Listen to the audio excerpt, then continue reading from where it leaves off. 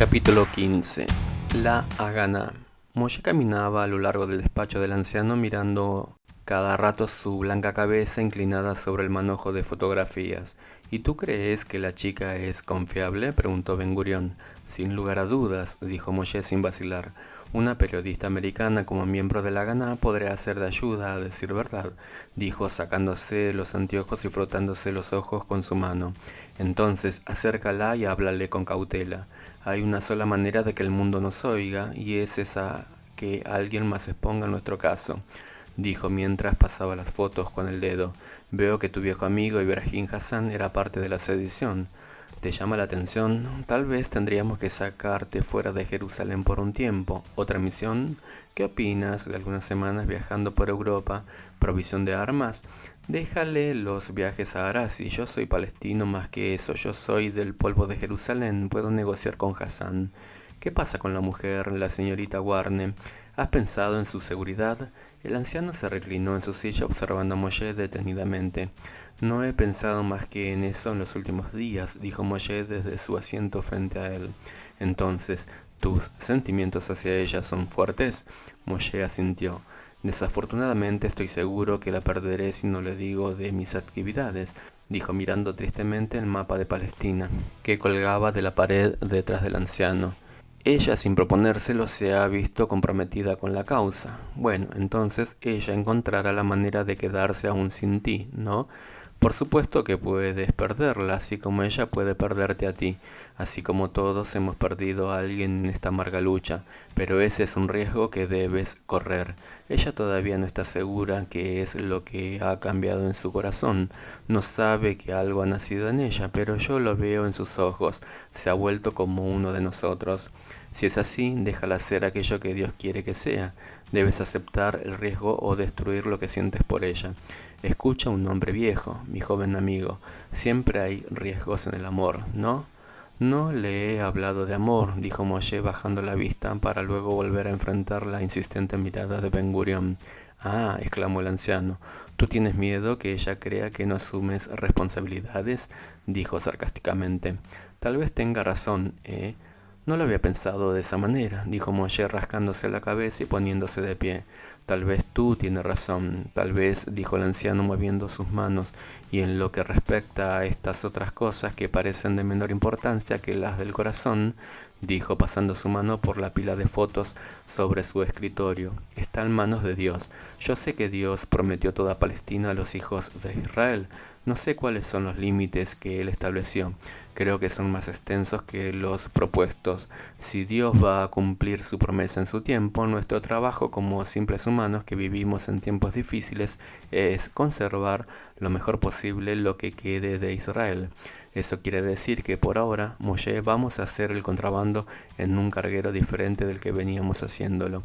No perderemos una semana sin defensa, dijo mirando seriamente a Moshe, quien había empezado a caminar nuevamente por el despacho. Siéntate, ¿quieres?, dijo irritado. Moshe se sentó y observó un pequeño mapa de Jerusalén a la derecha de Ben Gurión.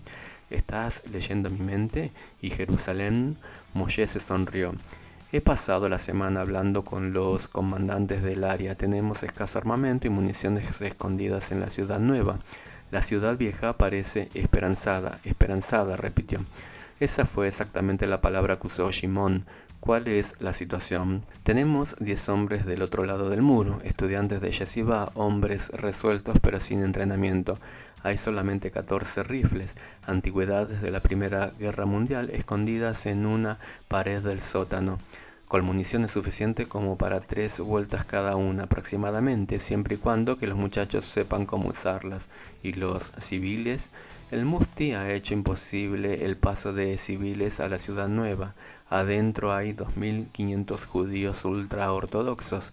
Dependen de esta agencia para la comida, pero es imposible hacerles llegar nada, dijo Moshe, contrariado. ¿Estás sugiriendo que evacuemos la ciudad vieja? Son como corderitos en medio de lobos. Al fin de los tiempos, los corderos y los leones yacerán juntos. Aún entonces, creo que me gustaría ser león. Te estoy consultando para ver cuáles son las opciones y qué haremos, dijo el anciano. Estratégicamente, la ciudad vieja es una pérdida de tiempo. Tendremos bastante dificultad en mantener a Jerusalén completa, pero espiritualmente es el centro de nuestro ser. Aún en aquellos que no creen en Dios reconocen el valor de la ciudad vieja. Sí, poco ha cambiado a lo largo de los siglos, y ahora que las sinagogas y los guetos de Europa han sido borrados de la faz de la tierra, ¿qué otra cosa tenemos que no sea Jerusalén? De todas maneras, creo que tenemos que hacer leones de los corderos que están detrás de esos muros. Haz lo que puedas hacer. Habla con el alto comando británico antes que el buitre de Akiba haga algún arreglo con el mufti. Si en el campo humanitario pudieras conseguir autorización para hacerles llegar comida a los judíos de la ciudad vieja, ¿crees que podrías introducir armas ilegalmente con la ayuda? Bueno, es cierto que Aras y los otros deben entrar las armas que necesitamos, primero a Palestina, pero una vez en la ciudad vieja, yo podría encontrar la manera de mezclar balas con frijoles. Creo que debemos tratar de salvar la ciudad vieja en honor a nuestro espíritu. Es verdad, dijo el anciano en tono terminante, que los ojos del mundo estén puestos en la ciudad fiel. Y Moshe, dijo señalando las fotografías, tu amiga, la señorita Warner, podría bien ser la que tomara las imágenes como ellos lo ven. Moshe se mordió el labio pensativamente, sabiendo del peligro a que ella se expondría en caso de registrar los hechos, y pensó una vez más si le preguntaría: esos kilómetros de territorio, el muro, es todo lo que nos ha quedado desde que Tito lo destruyera 2000 años atrás. ¿Cómo vamos a perderlo sin pelear? Bien, asintió el anciano. Me alegra mucho que no estés de acuerdo con Shimon. Y ahora, ¿qué pasa con estos rollos? ¿Le estás preguntando a Moshe el arqueólogo, a Moshe el judío o a Moshe el sionista? Preguntó riendo. A los tres, creo que también ellos pueden ser el último remanente de judaísmo de 2000 años atrás. Ben Gurión exhaló un asombrado suspiro. ¿Crees que son anteriores a la diáspora? Increíble. Si así fuese, y subrayó el sí, su descubrimiento en este momento histórico, cuando nuestra gente está regresando desde los cuatro confines de la tierra, es significativo. Creo que estas frágiles escrituras antiguas pueden ser tan importantes como la misma ciudad vieja. Ellos, como nosotros, estuvimos escondidos de nuestra herencia por los últimos 2000 años, y hoy, cuando todos necesitamos esperanzas, Dios nos recuerda sus promesas eternas. ¿Es Moshe el judío el que habla? Sonrió el anciano extrañado al mirar las fotografías del rollo. ¿Y qué opina el sionista? Pronto sabremos si, tanto lo que el profesor Moniger como yo creemos es correcto con respecto a su autenticidad. De ser así, tendremos en nuestro poder un arma poderosa, tendremos la palabra de Dios. Habrá quienes oigan, le dejaremos saber al mundo lo que se ha hallado. El anciano le extendió a Moshe el paquete de fotos. Por ahora necesitamos alistar la mayor cantidad de gente que esté de nuestro lado, mi amigo, especialmente a Dios, ¿no? Moshe pasó las páginas una vez más, buscando las palabras de Isaías, a quien yo escogí, descendencia de Abraham, mi amigo. ¿El profesor Moniger comparte tu entusiasmo acerca del significado del rollo? Fue él quien me lo mencionó primero anoche. Él ha vivido en Jerusalén por 28 años. Él es cristiano, pero también un judío de corazón. Él es un buen hombre. El anciano miró su reloj. Creo que tú tienes que tomar un avión y un barco mañana por la noche. Moshe asintió, se levantó y le estrechó la mano. Shalom. Y shalom para ese mono peludo de Jud, ¿eh? Moshe salió del despacho y se encontró con una cantidad de hombres y mujeres que querían ver a Ben Gurión. Si verdaderamente va a existir un Estado de Israel, pensó Moshe, seguramente que este hombre va a ser el primer ministro. La puerta del anciano nunca se cerraba, así como tampoco su corazón.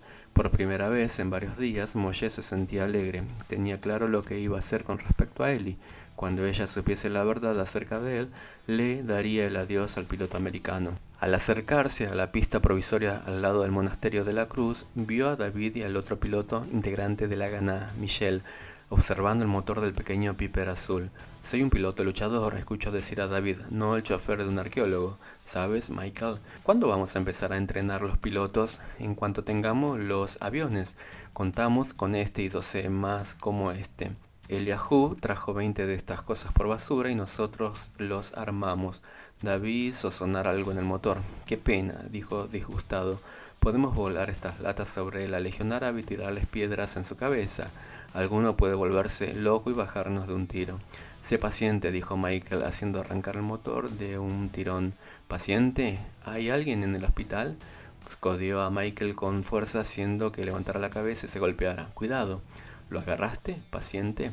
¿Crees que soy tonto o algo parecido, Measure? Caramba, dijo, frotándose su cabeza y manchándose con un poco de grasa. David sacó un pañuelo y lo limpió. Sí, creo que eres tonto. Mira lo que estás haciendo. En este momento podríamos estar comiendo langosta en Fisherman Wharf en San Francisco, California. En cambio, estás en Jerusalén tratando de esconder tu calva manchada de grasa en uno de los 12 aviones que forman la Fuerza Aérea Judía. No he dicho que estos sean los únicos aviones existentes, dije que eran los únicos que podían volar. Muy bien, no me digas que no eres tonto, Michael, judío tonto, ¿sí? Bueno, tú también estás aquí medio judío tonto. Un cuarto, mi abuelo es el único que me metió en esto, ¿recuerdas? Moshe se rió en voz alta y pensó en la última película de Abbott y Costello que había visto en el exclusivo teatro árabe Rex, la semana anterior a que fuera volando por el Irgun, la organización terrorista judía. Luego se volvió a reír por lo absurdo de algunas situaciones de la vida. Tienen razón, les dijo a David y a Michael. Todos deberíamos ir a San Francisco a comer langosta. ¿Ves? Él está de acuerdo conmigo y ni siquiera le caigo bien. David miró a Michael y luego saltó al pequeño avión sin mayor ceremonia. ¿Vienes o no? Le preguntó a Moshe, quien se quedó quieto sin saber cómo responder el comentario de David. La verdad era que a David no le gustaba mucho, pero eso se debía a que tenía algo que ver con Ellie. Aparte de eso, este simplón americano no era un mal muchacho. Moshe se tragó su malestar y saltó dentro de la cabina del piloto, sentándose al lado de su rival mientras se calentaban los motores.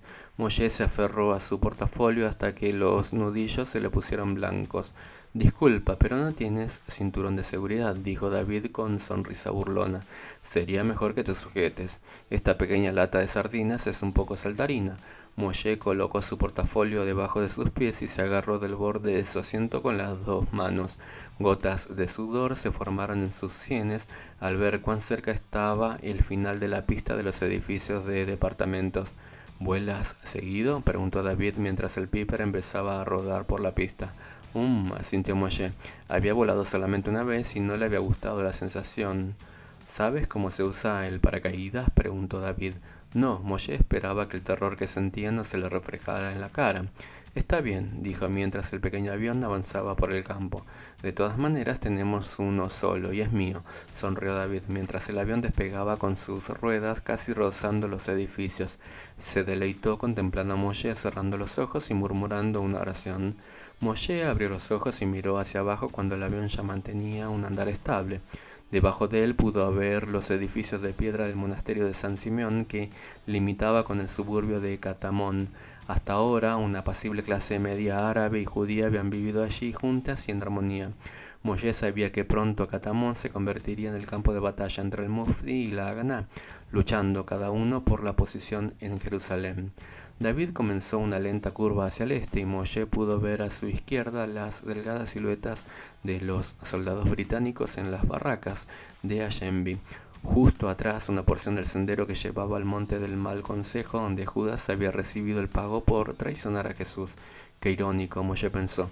Algunos desinformados ingleses, con el deseo de tener una buena vista, han elegido para instalar las oficinas del Alto Comisionado Británico la cima de este monte, a despecho de las buenas intenciones entre aquellos británicos que han gobernado Palestina desde el colapso del Imperio Otomano Turco en 1910. Poco ha pasado en esta fortaleza del Mal Consejo. Moshe sintió lástima por el hombre que ahora tenía a su cargo la oficina del Alto Comisionado. Sir Allen Cunningham estaba personalmente a favor de un hogar judío, pero la política que se debía seguir estaba trazada por Bevin, secretario de Asuntos Extranjeros, hombre conocido por su antagonismo hacia los judíos y deseoso de ver el plan para la repartición sin efecto, aún antes de ser implementado. Nada aseguraría tanto la caída del plan como el continuar armando a los árabes. Bevin esperaba que a Gran Bretaña se le pidiera su retiro, representando el papel que él prefería. ¿Qué mal consejo le estarán dando desde Londres a Sir Allen en el día de hoy?, se preguntó Moshe. Pronto lo sabría, como lo sabría también el anciano y la agencia judía. Muchos judíos e simpatizantes del gobierno del mandato estaban deseosos de pasar esta información secreta nada más que por un apretón de manos o un gracias. El pequeño Piper continuó su vuelo en una suave vuelta sobre el monte de los olivos. Como hormigas en un hormiguero, una negra caravana subía despacio el monte hacia el cementerio judío. Otra escena del drama vivido en las calles de ahí abajo. El fuego había acabado con las vidas de 6 judíos desde la noche de la repartición, solamente 6 más entre los 6 millones que habían caído en los campos de la muerte, solamente 6 de entre los cientos de miles que viven en la ciudad de Jerusalén. Moshe sabía la aflicción que había nacido en la ladera de ese monte. Él recordaba la cara de su hermano, Elí, y apartó la mirada de la procesión del funeral mirando hacia las rugosas paredes de la ciudad vieja y la cúpula dorada del domo de la roca.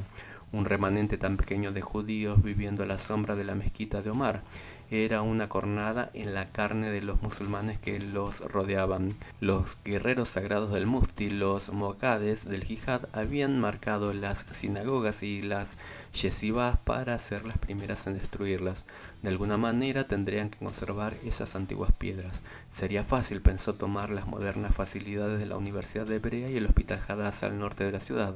También el pinar del monte Scopus, el monte en el que estaban construidos, era profundo detrás de las líneas árabes y estaba rodeado de vecindarios musulmanes y contaba con la ventaja de la altura. Sería difícil para un ejército no profesional tomar el hospital mientras éste estuviera bien abastecido. Ese sería el mayor problema de la Haganá. Moshe le dio un vistazo a la carretera que conducía desde Sheikh Jarrah, pertenecientes a los árabes, hasta la universidad y el hospital. Al pie de la larga inclinación había una curva en el camino, un lugar perfecto para una emboscada. Hizo un registro mental mientras pasaba sobre el corazón de la sección judía en la ciudad nueva para luego girar al noroeste, hacia Tel Aviv. Abajo de ellos yacía la arteria principal que llevaba de Jerusalén a Tel Aviv. Esta delgada ruta era el eslabón de los judíos de Jerusalén con el mar y los artículos necesarios para sobrevivir a la ola de furia del Mufti que se acercaba. Moshe sabía con qué facilidad esta línea vital podía ser cortada. Debajo de ellos la ruta descendía 30 kilómetros a través de una angosta garganta llamada en árabe Bobt el Awad, la puerta del valle. Pinos y rocas cubren la ladera a ambos lados de la garganta. Es un lugar ideal para atacar cualquier convoy con camino a Jerusalén. Sin duda que los soldados de Ajamín conocían cada saliente y cada escondite donde un hombre podría hacer el trabajo de 100. Finalmente David habló como si estuviese leyendo la mente de Moshe. Ahí abajo es donde ustedes, muchachos, van a tener problemas indefectiblemente. En esa garganta habrá guerra. Estuve mirándola esta semana, aquí. Déjame mostrarte. Empujó la palanca hacia adelante y el avión se lanzó hacia la copa de los árboles a ambos lados de la ruta. Moshe tragó y se agarró fuerte a su asiento mientras miraba derecho hacia adelante. Asoma tu cabeza por la ventana, amigo, así no puedes ver nada, exclamó David. Obediente, Moshe se asomó por la ventana abierta y sacó la cabeza al viento. Justo debajo estaban las copas de los árboles. Sin mucho esfuerzo pensó, puedo agarrar los huevos de los nidos. Mira esto, gritó mientras se acercaban a un claro. Allí, entre las rocas, había un grupo de árabes labradores, rifles y bandoleras cargadas de balas oscilaban en sus hombros. Sus caras eran tan claras que Moshe pudo ver la falta de dientes en la boca de cada uno de los hombres. Mientras David hacía zumbar su pequeño avión, pusieron sus rifles en acción y empezaron a disparar poniendo en peligro la cabeza de Moshe. Se metió rápidamente adentro mientras una bala pegaba en el ala de David y enfilaba el avión hacia arriba fuera de su alcance. Idiota, dijo Moshe enojado. David levantó sus cejas en una mueca de preocupación. Caramba, ¿estás herido, compañero? Nos podrían haber bajado de un tiro, dijo Moshe cerrando su ventana y notando un nítido agujero de bala en el vidrio. Resopló. Estas pequeñas latas aguantan, prácticamente indestructibles, de acuerdo con mi amigo Michael. Él dice que vamos a bombardear a la legión árabe con ellos. Me podían haber matado. Eso hubiera sido una verdadera lástima, dijo David divertido. Eres un loco, dijo Moshe, pasándose la mano por el pelo y reanudando su exploración de la ruta de Bad el Awad. Ah, vamos, dijo David, no te tomes tan a pecho. La mayoría de estos árabes no saben tirar. Es probable que te apunten a ti y le peguen a otro. Contando con eso, ¿verdad? ¿Esa es la razón por la que viniste a Palestina?, le preguntó. Eli me preguntó la misma noche, sentada en el mismo lugar. ¿Dónde estás tú?, dijo David burlonamente. ¿Y qué le contestaste? Soy curioso. Le dije que vine por ella. ¿Y ella qué te contestó? Me preguntó si me alistaría en la Fuerza Aérea Egipcia si ella estuviera en el Cairo. Le dije que tal vez. Me muero por saber qué es lo que vio en ti.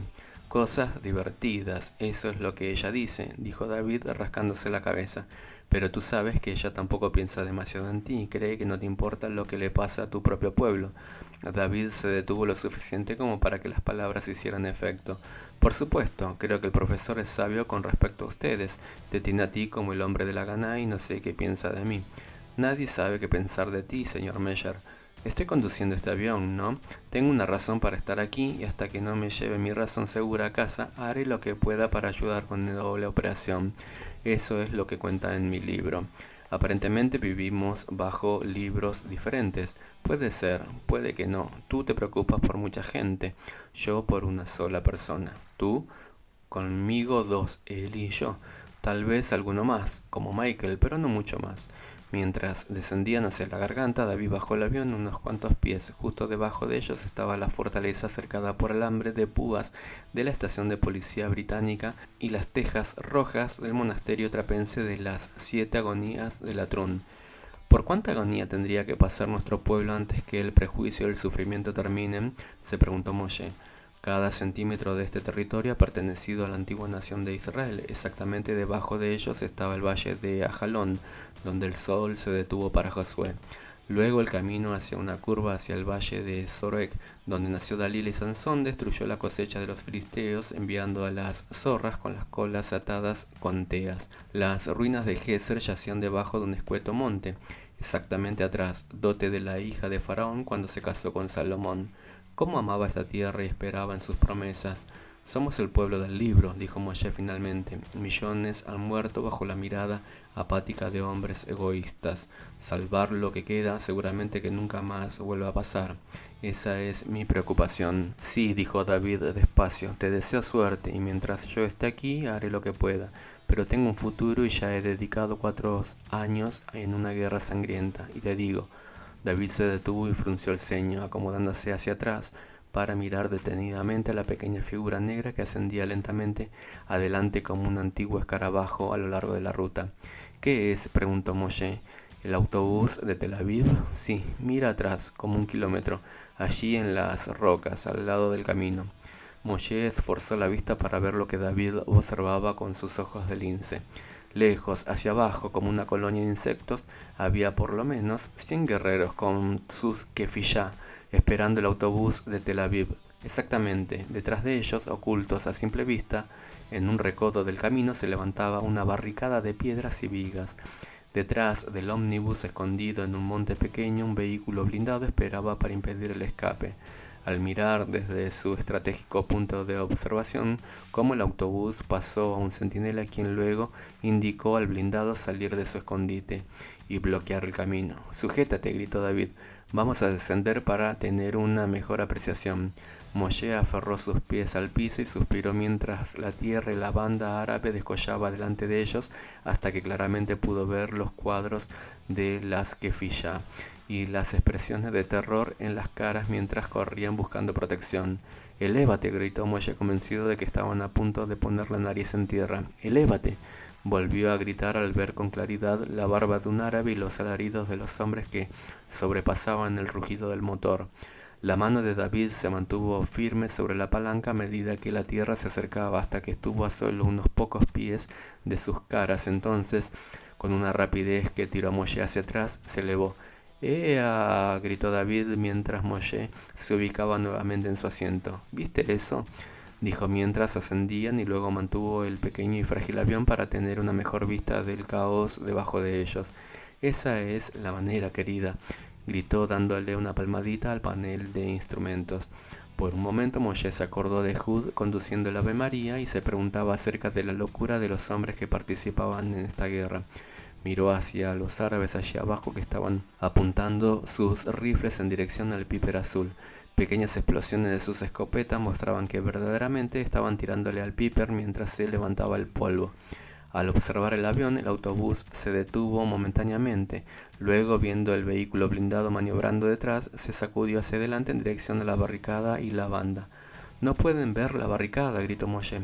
David hizo girar el avión dándose cuenta del ruido sordo de una bala al golpear en el fuselaje.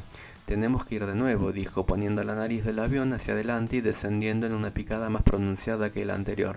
Nuevamente la tierra y el enemigo estaban allí para encontrarlos mientras se dirigían hacia las rocas.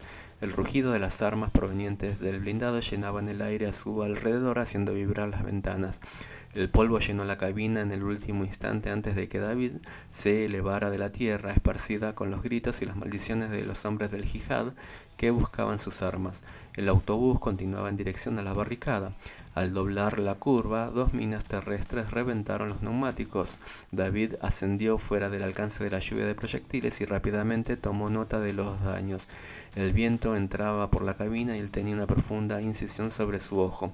Abajo de ellos, el ómnibus se había detenido y los árabes corrían en dirección apuntándolos con sus rifles. A David le pareció una escena de una película del oeste cuando los indios hostiles rodeaban el tren. «Usa el radio», le urgió Moshe. «Pide ayuda a Tel Aviv. No me hagas reír. Esta cosa apenas viene con ala, mucho menos radio. Tendremos que tratar de llegar a Lod y esperar que ellos puedan mandar a alguien aquí a tiempo. Lánzate en picada nuevamente. Hazlos escapar. El avión no responderá. Terminaremos hecho pedazos», dijo David, luchando con el timón para ponerse en dirección al campo aéreo de Lod, mientras Moshe se hundía en el asiento a su lado. Cuando dio un vistazo hacia atrás, una apretada columna de humo negro se elevaba en el horizonte. Los últimos 15 kilómetros los hicieron en silencio. Moshe tenía la certeza que podían volar más rápido de lo que lo estaban haciendo. Se sentía mal al pensar que cualquier ayuda que se pudiera conseguir llegaría demasiado tarde. Esa tarde, la pequeña sala de espera del campo de vuelo de Lod estaba repleta de oficiales británicos y civiles judíos esperando recibir noticias del autobús de Jerusalén. David tomaba café mientras Moshe caminaba de un lado a otro y escuchando el ruido del radio a bordo del vehículo blindado británico. Cuando finalmente llegaron las noticias, un hombre de barba sentado al lado de David prorrumpió en ahogados sollozos. «No hay sobrevivientes, 32 muertos hasta ahora».